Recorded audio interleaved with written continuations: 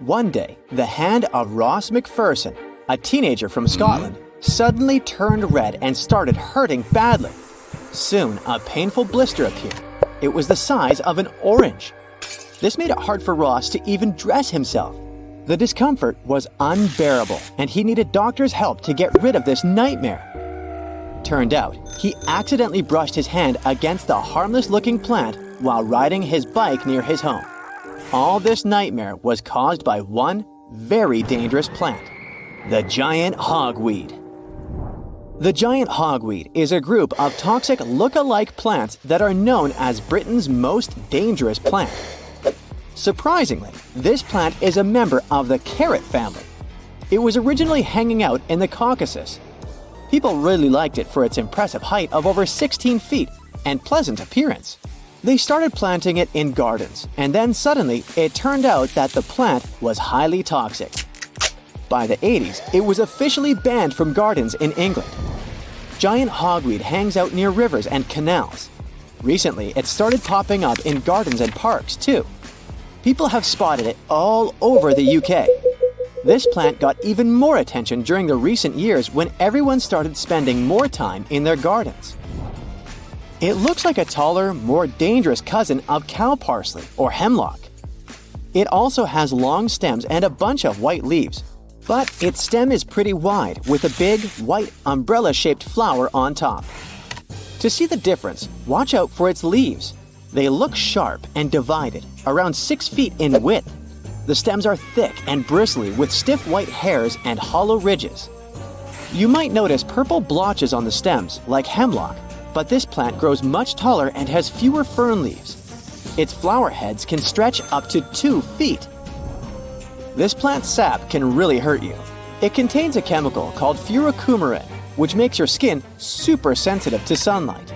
It can also cause a long-term problem called sensitization, which means that even years later, your skin can still react badly to sunlight.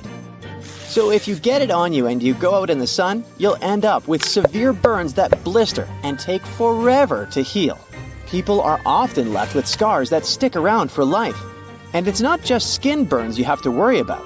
If the sap gets in your eyes, it could even make you go blind. You should be especially careful in summer when it's most active. Remember that you can get affected by it even if you wear clothes or shoes. So just try to stay away from anything suspicious looking. Symptoms can include a rash, itching, and painful blisters.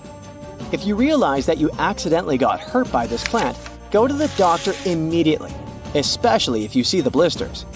First aid includes washing the area with soap and water and covering it up. There are other very toxic plants that could be hiding in your garden or local area, looking harmless and pretty. Don't be tricked by foxglove's beauty. This plant contains digitoxin, which is used in medicine to stimulate the heart.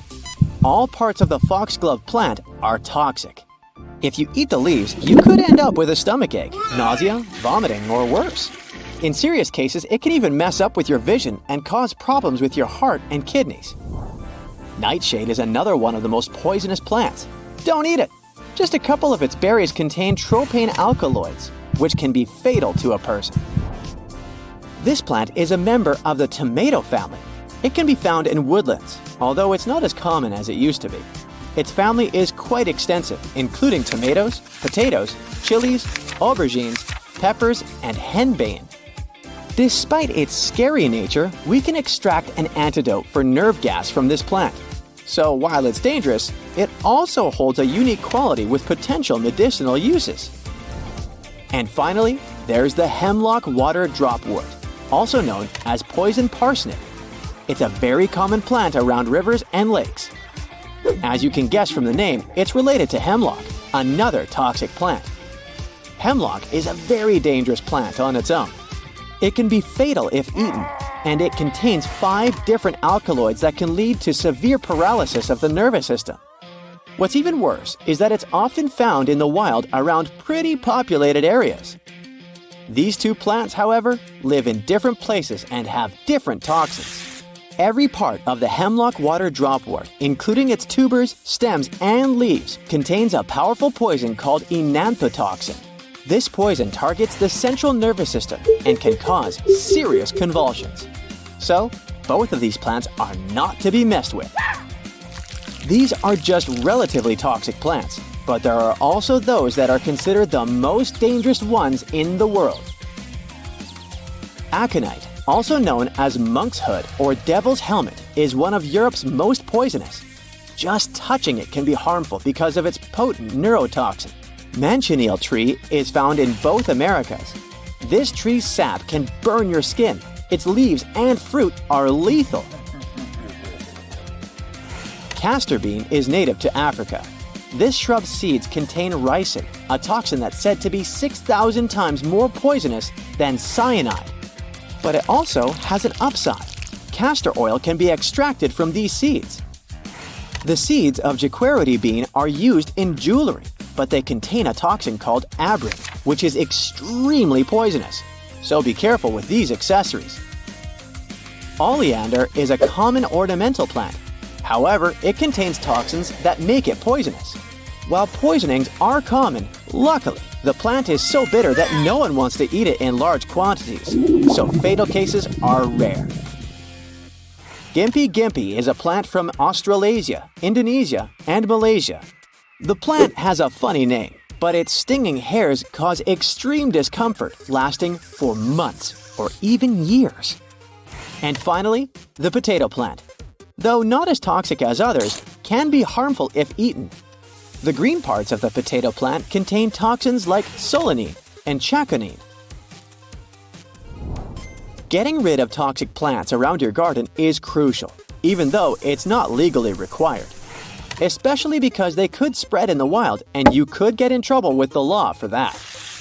Here's what you can do to remove them safely. First, wear protective gear like gloves and face masks. Cover your skin completely and make sure that nothing can touch it. Make sure to dispose of the gear later or wash it immediately very carefully. Be careful not to let toxic plants flower. Try to dispose of them when they're small and pull them out when the soil is wet.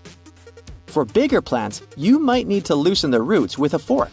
It's best to leave this to professionals if it's a large area. Finally, make sure to dispose of the plant carefully. Don't just throw it anywhere, as it can spread and cause more problems. And stay on your guard in the future, as it can produce a lot of seeds that stick around for a long time. There's no need to panic if you see them in your garden. Just be careful and take action if you find it on your property. If you see them in your area, call the professionals to remove them. Luckily, fatal cases are very rare, and even if you accidentally touch the plant, you should be fine if you go to the doctor as soon as possible. But why are some plants so dangerous? It's all about chemistry and how plants have evolved over time.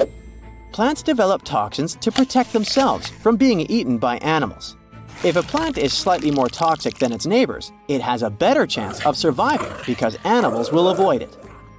Interestingly, most of the plants became dangerous to scare away large ancient animals like woolly mammoths or aurochs, not humans. Because of that, these toxins often aren't fatal. The plants only wanted to make those who ate it feel unwell so animals would stop eating the plant. Now, these large animals are extinct and nobody touches these guys. Unfortunately, they've already evolved to stay paranoid, so all we can do is stay as far away from them as possible.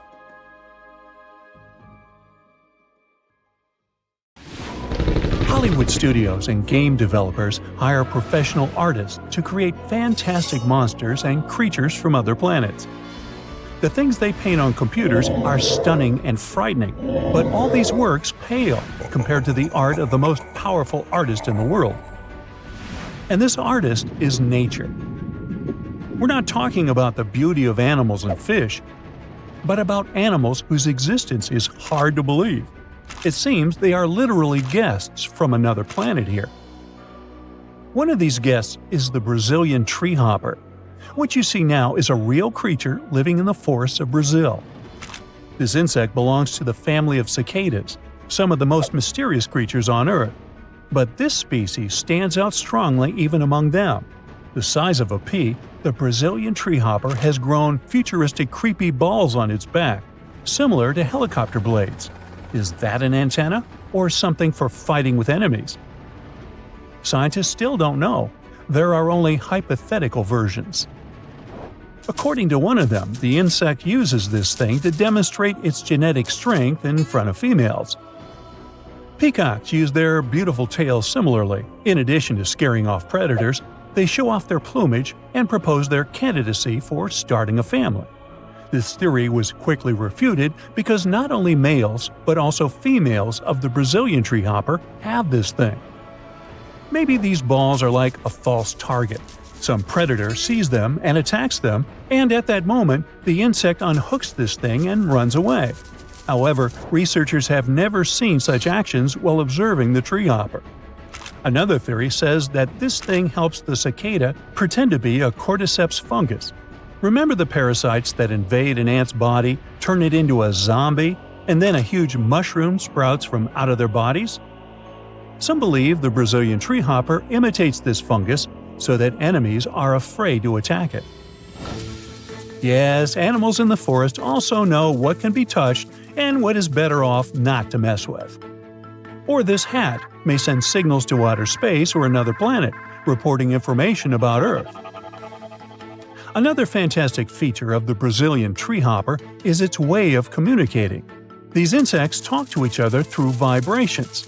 When one treehopper sits on a tree and feeds on juicy leaves, it can send vibrating signals along the trunk and, thus, invite its friends to have a snack. Or it uses this ability to warn about predators. In general, cicadas are pretty strange creatures. Those species that look like ordinary insects are still a mystery to all scientists. When cicadas hatch from eggs, they hide underground, feeding on liquid from the roots of trees and plants while growing. They build underground tunnels and hang out there for 13 or 17 years. And then, after molting, they come out all at the same time, several hundred or even thousands of insects at once. They fly into the air in a huge swarm, chirping loudly and terrifying all the animals around. People living nearby claim that the clicks of cicadas prevent them from sleeping. But why do cicadas come out only once every 13 to 17 years? What are they doing underground all this time? Scientists have no idea. Their sudden appearance may be associated with predatory animals. Cicadas are defenseless and nutritious creatures. Foxes and owls like to eat them. If cicadas got out of the ground once a year, predators would get used to it and soon destroy these creatures. Therefore, cicadas wait for a long enough time so that their enemies don't know when they will appear. In addition, insects choose the moment to show up when the populations of their enemies are at their lowest. Okay, after meeting this creature, you probably won't look at strawberries like before. So imagine a strawberry of white color from which 20 long tentacles spread out. It's as if a Lovecraft monster has opened a portal to our dimension inside a strawberry and is now trying to break out. The good news is that you are unlikely to see this monster near humans. The Antarctic strawberry feather lives in the icy depths of the Antarctic Ocean. These creatures are one of 4 types of crinoids, geometrically symmetrical animals that attach themselves to the seabed like a plant stem. Then, when they reach adulthood, they unhook themselves and set sail on the ocean. They use their tentacles to make beautiful rhythmic movements while swimming. And they also hunt plankton using their hands. Each tentacle of the strawberry is covered with thousands of tiny slimy threads that capture prey like a spider web. In addition to white species, scientists have observed purple and even dark red creatures. Looking at them, you start to suspect that many artists have stolen the image of crinoids to create monsters in their sci-fi movies and video games. Now, what do you think is the longest animal on the planet? This is not a giraffe or even some giant anaconda from the Amazon jungle. See this glowing long whip floating in the ocean? This is it. This creature is called a siphonophore. Its length can reach up to 130 feet, more than the size of a blue whale, the largest mammal on the planet. But if you look closer, you'll see it's not some sea snake. It resembles a long jellyfish with a transparent body and a light bulb head. Along its entire length, creepy threads stretch from the siphonophore. It looks like a mutant centipede from the depths of the sea. In any case, don't approach it. Its hairs are venomous. It uses them to fight off enemies and to capture prey.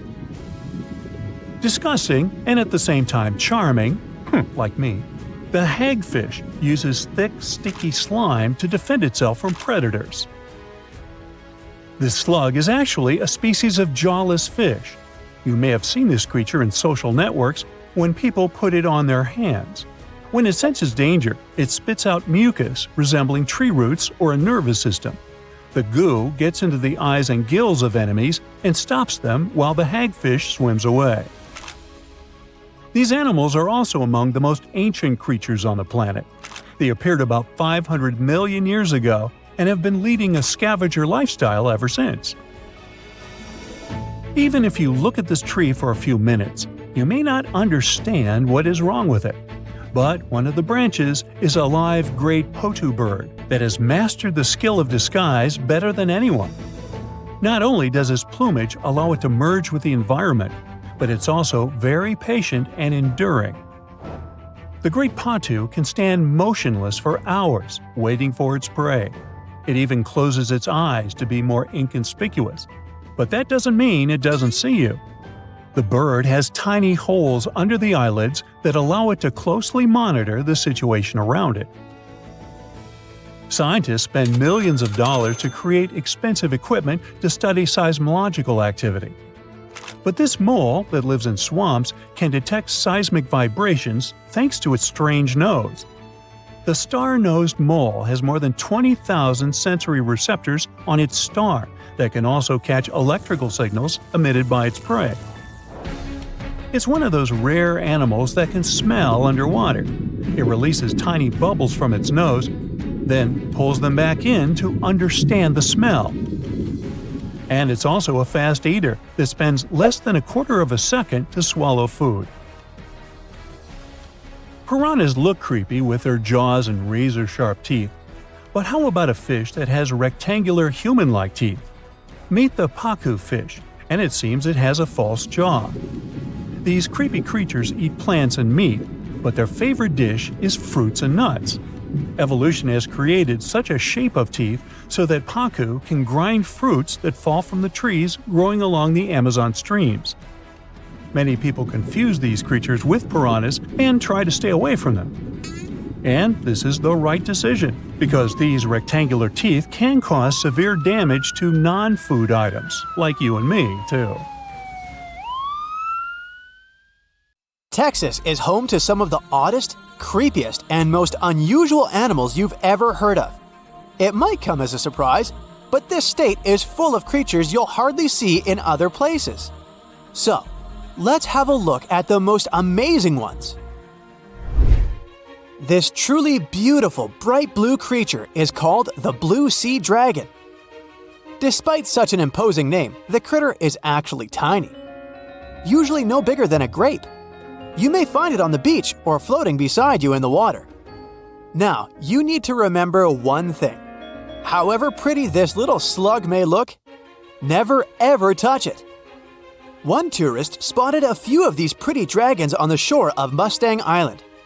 He scooped one of the creatures up. He wanted to film it. Luckily, he put it back into the water before it could sting him. Otherwise, it would have ended badly since the blue sea dragon is venomous. Despite their tiny size, their sting can pack a punch. All because of their diet. Their favorite dish is the Portuguese man-o-war, a jellyfish that has enough venom to paralyze small fish and crustaceans. The blue dragons first use mucus to neutralize the jellyfish's infamous stinging cells. And then they steal these cells from the man-o-war's tentacles and store and concentrate them within their own tissues.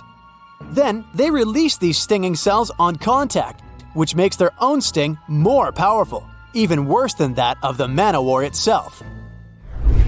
These awesome creatures are also extremely sneaky. Even though their appearance is bright, to say the least, they're well-known masters of disguise. You see that vibrant blue coloring is actually on their bellies. and when they float on their backs, they simply blend with the water. As for their backs, they're great to camouflage these animals on the seafloor. Now, how about a funny fact? A group of tiny dragons floating together is called a blue fleet. And another fact, blue dragons normally lay a string of around 16 eggs, and it takes them 3 days or so to hatch into larvae. Blue sea dragons rarely make it to the shore. They're soft-bodied, so when the animals finally get through the surf zone and are deposited on the shore, they're already broken apart. And still, watch out! Even in this case, the venom in their bodies doesn't dissipate. But of course, blue sea dragons aren't the only unusual animals inhabiting Texas. Have a look at this nightmarish creature, poisonous, slimy, and kinda immortal. Meet the hammerhead worm. The worst thing? It might be lurking in your garden while you're watching this video. You can easily recognize this worm by its creepy spade-shaped head. It doesn't look like any other invertebrate you've ever seen, or any other creature, that is.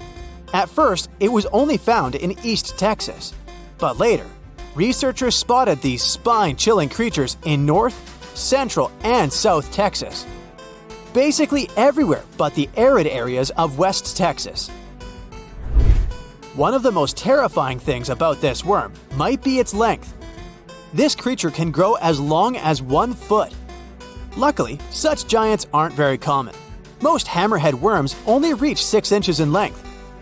You can come across 2 species of these worms in Texas, and both of them will have a dark stripe down the middle.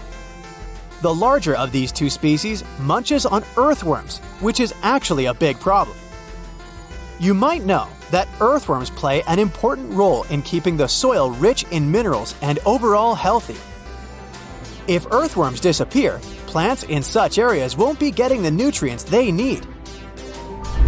Even for humans and pets, meeting a hammerhead worm isn't the most pleasant experience either. Hammerheads are the only terrestrial invertebrates that secrete a very dangerous neurotoxin, the same as pufferfish produce. Thanks to the sheer size of the human body, touching a hammerhead worm won't hurt you too much, but it may still cause your hand to start tingling or even go numb. It's much more dangerous for pets. There have been cases when dogs ate hammerheads, which left them feeling sick for the whole day. Interestingly, these worms are native to Southeast Asia. But they must have mastered the art of hitchhiking, since in the early 1900s they were already found in the US. Keep in mind that if you want to get rid of a hammerhead worm, which is the best course of action, the worst thing you can do is chop it with a shovel. The thing is, flatworms reproduce by ripping themselves in half, so by cutting it, you actually help the populations of the worms, turning 1 into 2. That's the reason why hammerheads are sometimes described as immortal, which is a bit of a stretch since these creatures can't survive in vinegar or salt. Now, even though you're safe from the hammerhead worm in West Texas, it doesn't mean you can't come across another dangerous animal, such as the land lobster from hell. These creatures are also known as vinegaroons, and they're not real crustaceans, they're arachnids. Huh? Who would have guessed? Anyway, these 8-legged critters have a really nasty bite, but it's not the worst thing about them.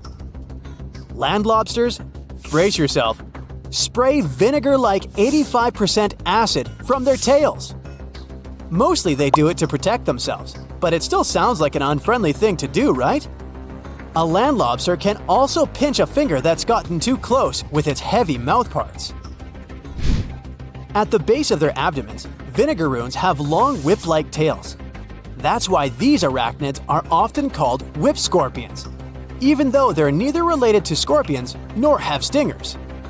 Summer rains lure these arachnids out of their burrows in search of food and love. Luckily, experts claim that land lobsters aren't poisonous to humans, but they're very likely to leave a mark with their large pinchers, which they use to capture insects. Vinegaroons can be considered useful since they eat millipedes, crickets, scorpions, and cockroaches. They hunt by sensing the vibrations of their prey with those long front legs of theirs. Since land lobsters prefer to come out after dark, you aren't likely to see one in the daylight. But if you stumble upon one, check it out. If it's a female, it may be carrying her hatchlings on her back. Now, imagine it's the middle of spring and you're walking among blooming flowers and greenery. Suddenly, you spot something extremely bizarre on the ground. The animal looks cute, fluffy, and soft-looking. The desire to touch it is irresistible. Watch out! The sting of the hairy caterpillar can pack a serious punch. This one is called the puss moth caterpillar, or asp. There are several stinging caterpillar species in Texas: the buck moth caterpillar, spiny oak slug caterpillar, saddleback caterpillar, and eo moth caterpillar. And touching any of them can lead to unpleasant consequences. If you had touched that pretty hairy thing in the park, you'd most likely start feeling a burning sensation and develop an itchy rash. In the worst case scenario, you'd even have to go to the emergency room. The main problem is that people react very differently to caterpillar toxins. Some may develop more severe reactions than others. Plus, how bad the consequences are also depends on the thickness of the skin in the affected area. In most cases, the unpleasant sensation and rash go away in a few hours or sometimes days. On the bright side, such caterpillars later turn into moths and butterflies that help pollinate flowers and trees. Getting rid of these critters means doing a massive disservice to the area where you live. Specialists are sure that coming across a stinging caterpillar won't lead to anything bad if you keep in mind the rule of thumb. If a caterpillar looks fuzzy, don't touch it. And the best solution to dealing with such creatures is educating people on what such caterpillars are, what they look like, and why it's dangerous to touch them with unprotected hands. Something interesting has recently happened in South Dakota. It was all over the internet, so perhaps you already know about it. In July of 2022, the sky in this state suddenly turned green. So, what happened there? Was it caused by a human or by nature? Let's find out. Tuesday, July 5th, 2022.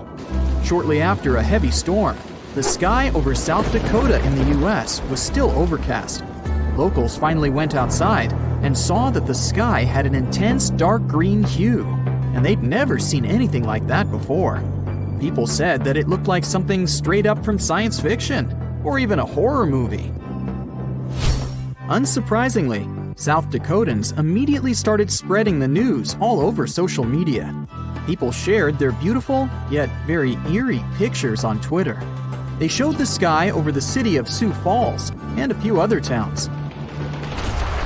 Even though it may look like something supernatural, in reality, this is not a terrifying phenomenon at all. It's a simple play of the light and the atmosphere. Something like this happens quite rarely, and usually means that really bad weather is approaching. And that's also true to what happened in South Dakota. Just before people started sharing photos, a thunderstorm swept through the town of Sioux Falls. This was confirmed by the U.S. Weather Service. This hurricane was terrible. The wind speed was about 100 miles per hour. According to the Beaufort scale on wind speeds, this is the fastest and most destructive storm. There are only 12 numbers on this scale, and the maximum wind strength starts at 73 miles per hour. But why isn't this all over the news then? Well, because it's kind of a usual thing for the residents. Thunderstorms occur very often in the United States, especially in the warmer months. And 1 out of 10 such thunderstorms can become something serious, like a tornado. This one wasn't an exception. It was the so-called derecho storm. Derecho is very widespread and long-lived. It's actually a combination of a fast-moving group of severe thunderstorms and downpours. People often say that a derecho is as strong as a tornado. Still, there's a difference between them. A tornado is a vortex, a rotating column of air. It's usually about 500 feet in diameter, although sometimes its width can reach up to 2.5 miles. I don't envy those who would stumble upon that. But the main point is that they rotate. The wind moves very fast in a circle, near some invisible center. A derecho is a strong thunderstorm, or a system of strong thunderstorms with straight line winds. In other words, it doesn't spin. Instead, the derecho chooses a point somewhere and simply runs to it, like a very motivated marathon runner. If we compare a derecho to an ordinary tornado, the latter has 6 levels of strength, from 40 to 380 miles per hour. So a derecho is kind of like a small, average level 1 to 2 tornado. Usually its speed is within the range of 73 to 113 miles per hour. And in both cases, they can be accompanied by severe thunderstorms, lightning, and rain. But still, these are different things. A storm becomes a derecho if the damage trail left by it exceeds 240 miles, and if the wind speed is at least 58 miles per hour. It's quite difficult to predict. It can form even on a clear day when meteorologists don't even anticipate any storms. And then, the winds appear suddenly. It's so surprising that they may even feel explosive. But the National Weather Service tries to warn people at least half an hour or an hour before this happens, so that residents have time to prepare and hide. It wasn't any different this time. The storm swept through almost all of South Dakota, as well as the states of Minnesota and Iowa. The consequences were quite serious. More than 30,000 people were left without electricity. Fortunately, people were fine. That's because the locals are pretty used to derechos. However, the green sky is something different.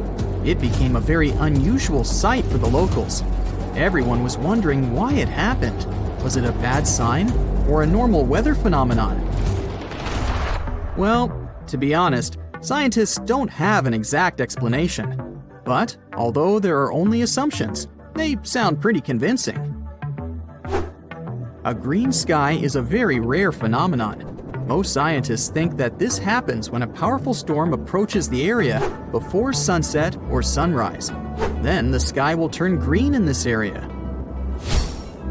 NBC meteorologist Bill Cairns, who once faced a similar event himself, suggests that the green sky appeared because of the huge hail before the storm. First, let's talk about why the sky looks blue, or any other shade, depending on its mood. In short, the sun simultaneously carries all the rays of the color spectrum. It may seem white to us in total, but it actually has all the colors at the same time. However, these color waves all have different lengths. For example, blue rays are shorter than the other ones. They jump away from the air molecules better than the red waves, so they reach us faster. Because of this, on a regular clear day, the sky seems blue. At the same time, red and orange color waves are very long and move slower, so they're usually left behind. But when the sun goes below the horizon or rises, the rays' directions change, and these waves reach us better. It all means that even if the sunrises and sunsets seem red and orange to us, in fact, there are still blue and green waves among them. But they have to bounce off something to reach us faster and become stronger than the red rays. Have you guessed what I'm getting at? This is where the water comes into play. Clouds are made up of water droplets. When they become large enough, but don't fall yet, for example, due to strong winds, they affect how the light behaves in the sky. Large, heavy storms mostly consist of water and hail, and water reflects blue and green rays best of all.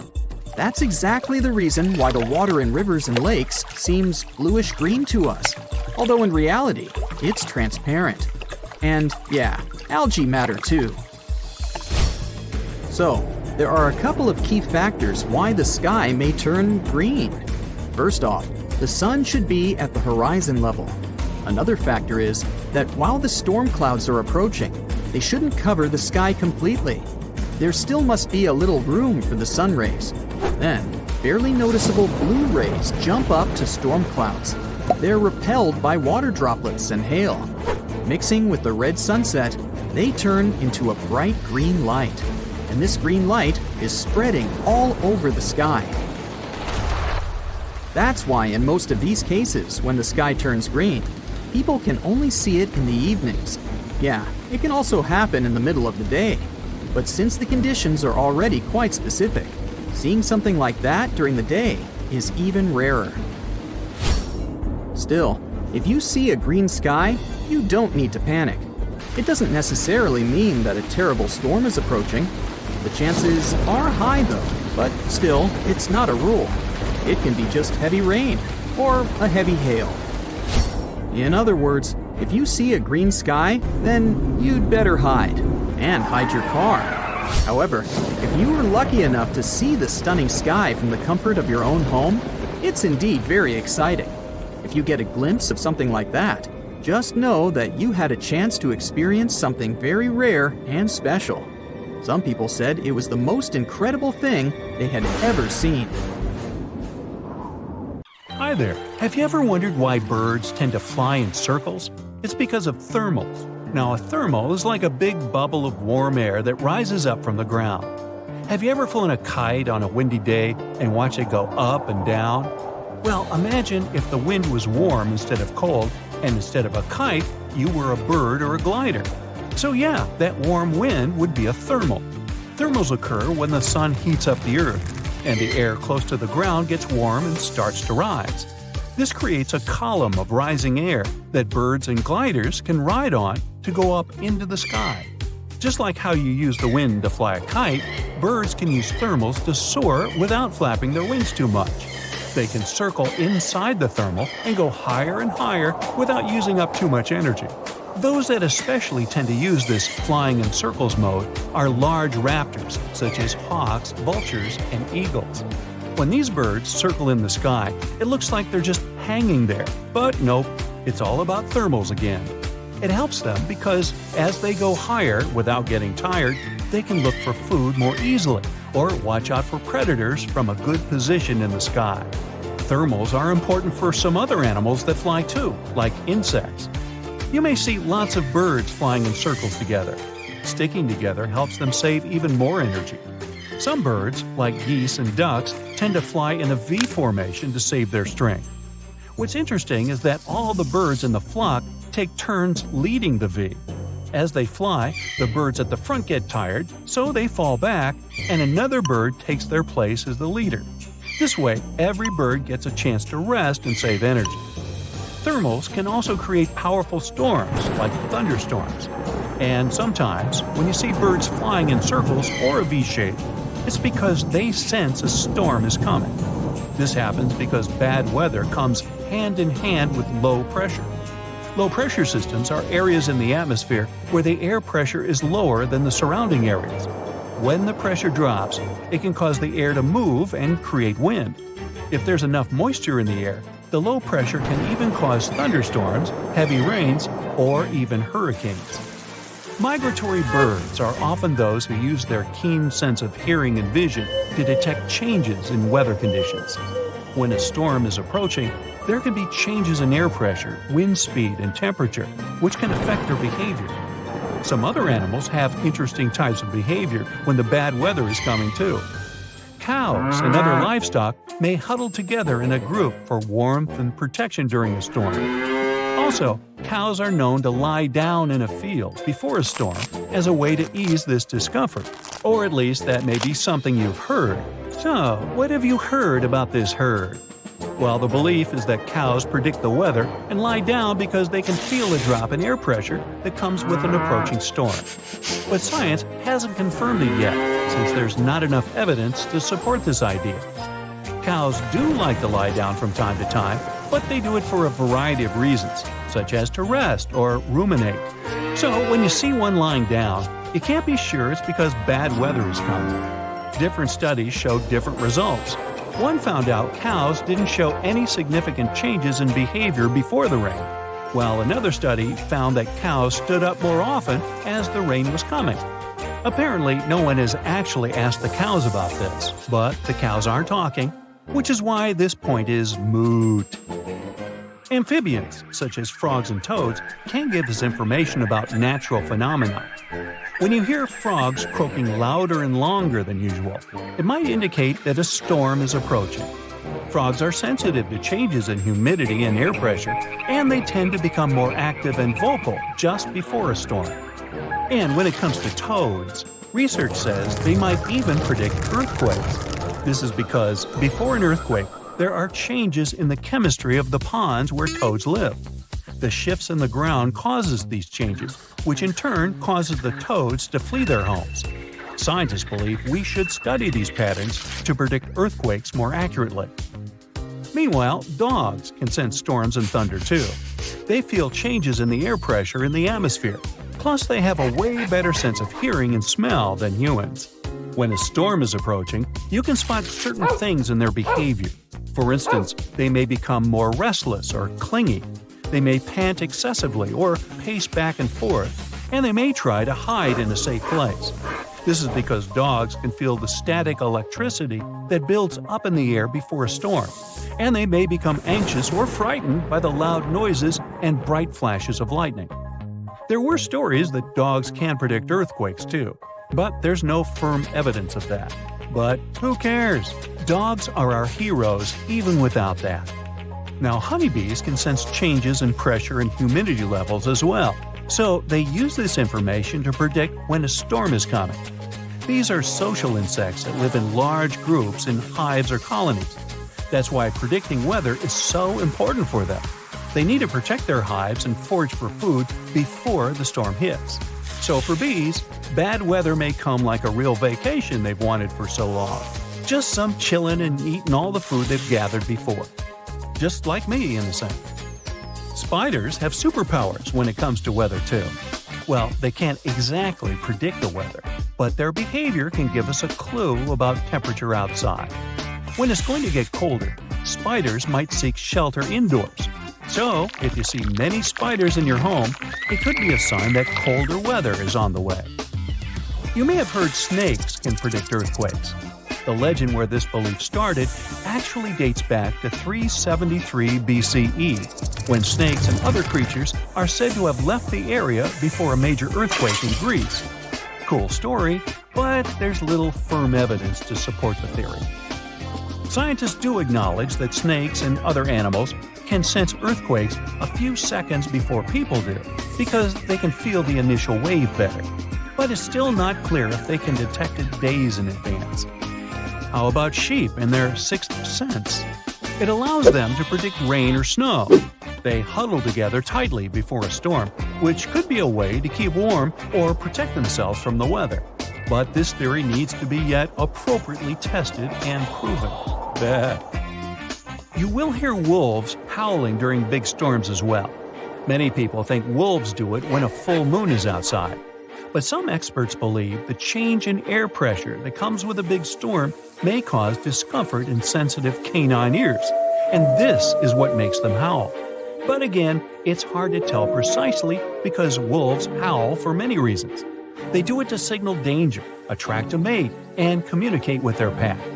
There's also no evidence the full moon fascinates them so much that they feel the urge to howl when they see it. But it's good for the movies, though.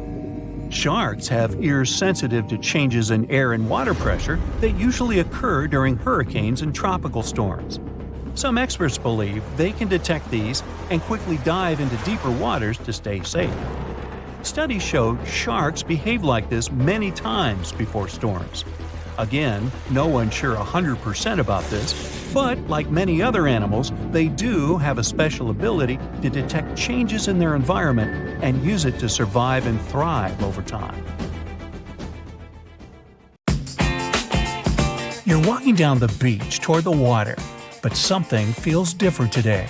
The water is bright green, and your nose gets filled with a recognizable pungent stench of rotting eggs. Should you probably come closer to check this unusual phenomenon? Stop right now until it's too late. What you see is called a harmful algal bloom, also called algae bloom, and approaching it is a very bad idea. This bloom contains algae that can produce dangerous toxic gases. That's what makes previously popular touristy places deserted and outright treacherous. You can come to a sea or lake beach and spot something that looks like blue-green foam floating on or just beneath the surface of the water. Or it may resemble streaks of bright green paint. Some blooms, called red tides, can color the water brown or red. Anyway, once you notice something like that, try to stay away, keep in check that curiosity of yours, and don't go exploring. When algae decompose, pockets of toxic hydrogen sulfide gas are trapped under the crust. If you unknowingly step on such a pocket, you'll set the gas free and can accidentally inhale it. It's enough to say that this is likely to end tragically. On some beaches, bulldozers pile up the algae into dump trucks and bring it to special centers.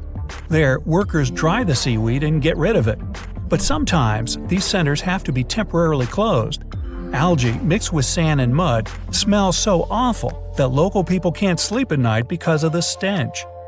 There are 3 types of dangerous algae that can gather into harmful algal blooms: cyanobacteria, dinoflagellates, and diatoms. All of them are made up of minuscule floating life forms that use sunlight to create their own food. The blue-green algal blooms are caused by cyanobacteria. They produce dangerous toxins that destroy nerve tissue.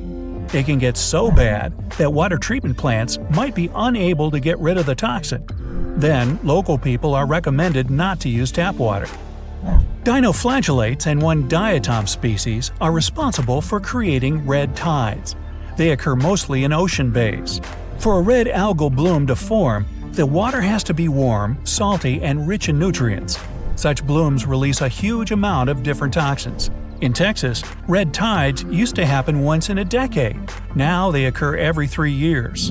In Florida, red algal blooms appear every year. Long, skinny diatoms can also produce toxic substances harmful to people. Even worse, if some shellfish, like razor clams, eat a lot of this plankton, they become toxic too. That's why cooking them for dinner can lead to a disaster. It's one of the reasons why marine waters are usually monitored. If toxin levels become too high, beaches get closed for shellfish harvesting. Harmful algal blooms can last for several days to a couple of months. They rid the water of oxygen, causing marine life to disappear. But it gets even worse when microbes start to decompose the algae at the end of the bloom. They consume even more oxygen in the process, and no fish can survive it. This creates huge areas of water almost totally devoid of oxygen and any kind of plant or animal life. Harmful algal blooms appear in the regions with too many nutrients in the water, and the most common of these nutrients comes from agriculture and other industries. Plus, winter monsoons have become warmer and now carry more moisture. This allows algae to gather in huge blooms. Some of them get so gigantic that the thick green swirls can be seen from space. Not all algal blooms are harmful though. Some of them just add a terrible taste to the water, change its color, or produce revolting smells. Unfortunately, you won't be able to tell toxic algae from totally harmless kinds, judging only by their appearance. Algae aren't the only organisms that look deceitfully harmless. Here are other marine inhabitants you should never ever touch. The Urukangee jellyfish, found in Australia, looks tiny and totally innocent. But appearances are deceitful, and this baby, the size of a human thumbnail, is actually lethal. During stinger season, which lasts from November to May, tons of beaches get closed because of these itsy-bitsy creatures. What makes the jellyfish particularly dangerous is their miniature size. You will simply fail to notice one while swimming. Oops. The blue-ringed octopus looks not just harmless, it's breathtakingly beautiful. But don't let the looks fool you. You wouldn't want to disturb this relatively small 8-inch-long creature.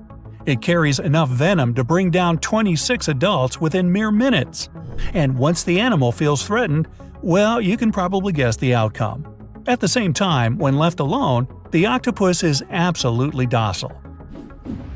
The infamous box jellyfish, named for its cubic body shape, lives in the Indian and Pacific Oceans. Stay clear from a creature with a squarish bell and long dangling tentacles. And even if you see only a single tentacle, without the jellyfish attached to it, don't come close or touch it. The box jellyfish can grow up to 10 feet. And each of its tentacles has about 500,000 microscopic harpoons to inject venom. Unlike other jellyfish, box jellyfish are hunters.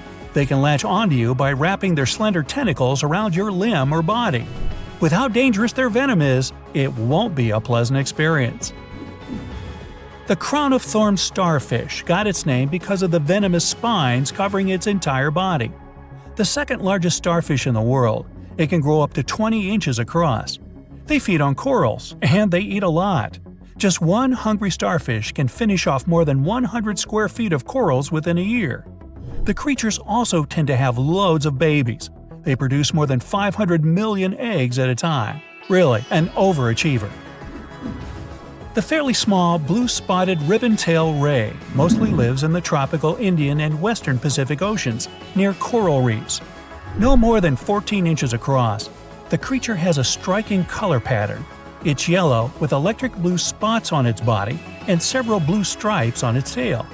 But however pretty this animal is, keep in mind that it's also dangerous. It can injure you with venomous tail spines.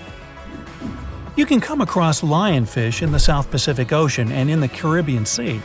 Despite what most people think, it's okay to cook these fish. These creatures present real danger when they are alive. You can get accidentally stung by their needle-sharp fins that contain venom. If you're an enthusiastic shell collector, you should know the cone snail by sight. About 4 inches long, the snail looks cute and innocent, but this look is deceitful, especially if you're dealing with a tropical species. Imagine finding a pretty shell and picking it up. You aren't afraid, your diving gloves seem to offer perfect protection. But cone snails have tiny needle-like protrusions they can deploy from their mouths, and those are full of lethal neurotoxins. These harpoons can easily get through your diving suit's fabric, but the worst thing is that the venom contains painkillers. You won't even know you've been stung. The flower urchin got to the Guinness Book of Records as the most dangerous sea urchin on the planet. These creatures live in the Indian and Western Pacific Oceans. And while a flower urchin may look like something you'd love to see in your aquarium, never ever touch it. Flower urchins have enough venom to make your holiday extremely unpleasant. Or short. The reef stonefish, the world's most venomous fish, knows how to camouflage. Oh goody. It can blend into the surroundings so well, you won't even notice it, even if you're paying attention. This makes it all too easy to step on the fish. Once the creature feels threatened, like when you're accidentally trying to crush it, it extends the venomous spines growing along its back. The more pressure, the more venom the fish produces. The creature remains dangerous even taken out of the water. The Indonesian needlefish isn't venomous, doesn't have sharp teeth, and will most likely stay as far away from you as possible. The danger lies in the fish's body shape. After all, it wasn't called the needle for nothing. Needlefish swim near the surface. In case of danger, they launch themselves out of the water, and their speed can reach 37 miles per hour. Their long, sharp jaws turn the fish into flying spears. The striped surgeonfish got its name because of the spines growing near the base of its tail. When the fish feels in danger, it moves the tail and reveals these scalpel-shaped spines. If you don't hurry to move away, you can get several nasty cuts. Keep in mind that some species are also venomous. Hey, have a nice day at the beach, y'all! You're walking along the riverbank. It's quiet, save for the water's peaceful burbling. The hot Georgia sun beats down on your neck. That's when you notice something strange on the ground. Looks like a quarter-sized black coin with a weird pattern on it. You bend over for a closer look. Is it a coin? This thing looks like an ancient seal with a symbol carved in it. It's probably from some long-lost civilization. You could sell it and make a fortune. You crouch down on one knee to pick up your newfound treasure. As soon as your finger touches it, you pull your hand back as fear wells in your gut. It's hairy. You go to pick it up again, digging your nails in the dirt around it to pull it out of the ground. That's when it moves. Your heart jumps in your throat. It's pounding so hard you can feel it in your head. The fear turns to horror when the coin wiggles its way out of the ground. It's no ancient treasure, it's a huge spider. A ravine trapdoor spider, to be precise. This hard coin-looking growth on the back of its body serves as a shield. The eight-legged terrors burrow into the ground and plug it like a cork, so hungry enemies can't get to them. Or, giant confused humans like you. The spider is venomous, but its bite isn't toxic to humans. Whew, lucky you. But I didn't say you wouldn't feel it. Best stay away from those sizable pincer-like fangs. Ow! Well, so much for your riches. Perhaps fortune awaits you in Mexico's Baja California peninsula. You're walking on dried-up ground when you notice a long white stripe up ahead. You get closer. Oh, looks like a super long worm, you think to yourself. But it doesn't move like any worm you've ever seen. That's when you see it has arms and a head. This pale creature with black beady eyes is a Mexican mole lizard. It lives in the ground where all its dinner of insects and termites hang out. It rarely comes out, so you're pretty lucky to have seen this bizarre reptile. Now you're in a rainforest in northeastern Australia. Ahead, half hidden among the trees, you notice something large and round. This mysterious figure lying on the ground is covered in black hair. At first, you think it's a bear curled up sleeping. But that wouldn't make any sense. There are no bears down under. You're getting closer when a twig snaps under your foot. The thing hears you and springs to its legs. It turns to you, and you now see this is a bizarre and beautiful bird. That black hair is actually a thick coat of long, fine feathers. This formidable fowl has a bright blue head with a large horn on top. It stands on two powerful legs with a dagger-like claw on each foot that can be as long as your hand. Take away those feathers, and you might mistake this thing for a velociraptor. But it's actually a cassowary, the most dangerous bird in the world. It could jump straight over your head if it wanted to, definitely high enough to kick you in the chest, and its blows are strong enough to break bone, not to mention that claw that can cut through anything like butter. This bird was made to hunt and avoid being hunted. Don't even consider running away, not unless you too can sprint over 30 miles per hour. Diving into that lake over there won't save you either. This bird is an excellent swimmer. Best just to back away slowly and hope it doesn't come after you. Another creature that proves it's best to keep your hands to yourself is the panda ant. The naming is obvious. It's black and white and furry like the beloved bamboo-chewing bear. This furry little bugger lives in the forests of Chile. But don't go to pet this fluffy little ant. What you're looking at is no ant at all. It's a species of wasp. That black and white coloring serves one purpose: to warn others of this insect's powerful sting. And if that doesn't make you back away, the wasp will let out a squeaking sound. It sounds cute to us humans, but it means a painful sting is around the corner. These insects are loners. They don't live in colonies and don't have nests. They're also parasites. A female panda ant lays eggs next to the larvae of another insect. Then the hatched babies use these larvae as food. Surely you've seen bugs that look like leaves and twigs. But what about a creature that looks like a beautiful orchid? You can find this fragrant flower in the forest or a green field among other plants. But make sure that's a flower you're leaning in toward to smell. If it's not, you risk being bitten by a praying mantis. The orchid mantis is nearly impossible to distinguish among the flowers. It has pink-white coloring with legs and claws that look identical to little petals. It uses its resemblance to the plant to hide from predators and hunt insects that love these flowers. A butterfly or a bee flies up to the flower when one of the petals starts moving. The unsuspecting meal might take it as simply the wind, but then the petal turns into a sharp claw that suddenly grabs the insect. Now imagine you're in the jungles of Costa Rica. You notice a brown snake sitting on a tree branch in front of your face. The snake looks like it's about to strike. Wow, you want to run away as far as possible, but notice that this snake is unusually short, and it doesn't lash out at you. You wait, but the snake keeps staring at you. It doesn't even hiss. Lucky for you, it'll never bite because it's not a snake, but a caterpillar. The hawk moth caterpillar can change the shape of its body to look like a menacing serpent. This easily scares away any hungry foes. The coloring and pattern on the skin imitates a snake's scales and eyes. This insect also knows how to move like a reptile. A master of disguise, this one. Let's get out of the hot jungle and head to Central Europe. You're in the middle of a sunny green meadow. Colorful flowers bloom around, birds sing, and bees buzz by. Among the bees, some are not what they seem. You'd hardly be able to distinguish the imposters. But if you look really closely, you'll see the golden bee fly moving through the air. It looks like a bumblebee, but it's the buzzer's biggest enemy. The golden bee fly sneaks into bee nests and lays eggs there. Its larvae hatch and feed on the bees and flower nectar. The yellow and black coloring allows the intruder to go undetected the whole time. The camouflage also keeps enemies away. Nothing would touch this fly if it thinks it'll get a bumblebee sting. The next spot on your journey is the rainforest in southern Thailand. Now, be extra careful and watch your step. Not because the next animal is poisonous or bites, but because you might actually step on it.